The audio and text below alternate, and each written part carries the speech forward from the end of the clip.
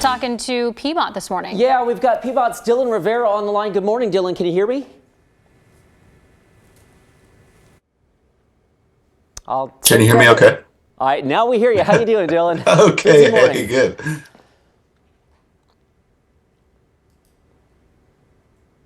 Well, Chris, our crews were working overnight, spreading about 8,000 gallons of liquid de-icer and 300 to 400 cubic yards of road salt as well.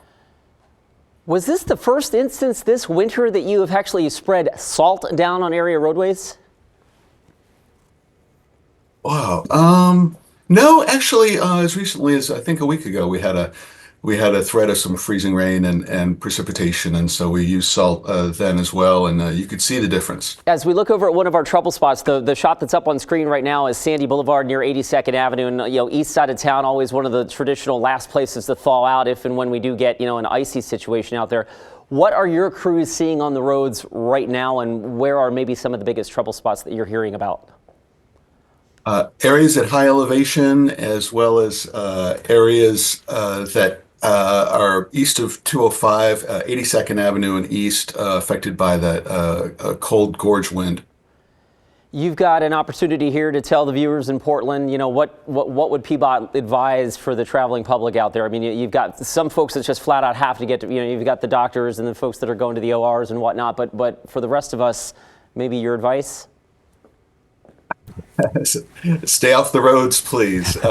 Stay indoors. Your first and best, safest bet is to not travel. Just delay your travel in winter weather conditions like this. Snow is one thing, but with the forecast that this is going to be followed in a matter of hours by ice, freezing rain, 1/10 to 1/4 inch, that is dangerous, and the combination is bad. So you can, there's a high likelihood that you will lose control of your vehicle if that ice covers the snow. And Dylan, one last question for you. Does that threat of ice wind up triggering some sort of like beefed up crew and staffing in terms of your road crews that are out there laying out de-icer and salt?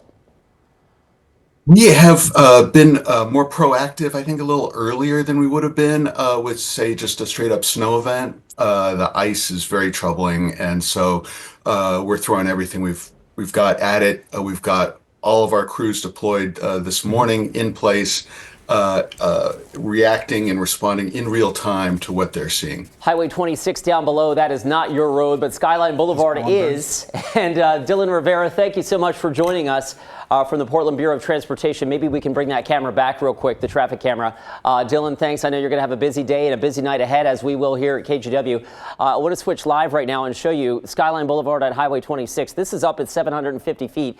To Dylan's point about the higher terrain in town, obviously Skyline Boulevard is going to be snow covered. Also, the West Hill's getting hammered with the east wind. Look at the wind just blowing that snow across the freeway. So even as we showed you a snowplow going by just a couple of minutes ago, likely that will get recovered again, which brings up the next threat that even though there's only a tiny little bit of snow out there, the cars squish that down and that could become ice. So obviously it's just something to watch out for as we go through the next couple of hours. That's kind of a trouble spot. Also want to go back down to the east side. This is Interstate 84. And guys, I know I mentioned this about an hour ago where I-84 and 26 was kind of the dividing line between where we actually had snow coverage and where we just had snow in the air. Well, I-84 now is clearly snow covered, and that is now pushing northward into Clark County as well. This is a live look at I-84 out near 82nd Avenue. So far, traffic looks like it's making its way around, but we'll see for how much longer as we continue our continuing coverage of this snowstorm here on KGW. Drew, China, back to you.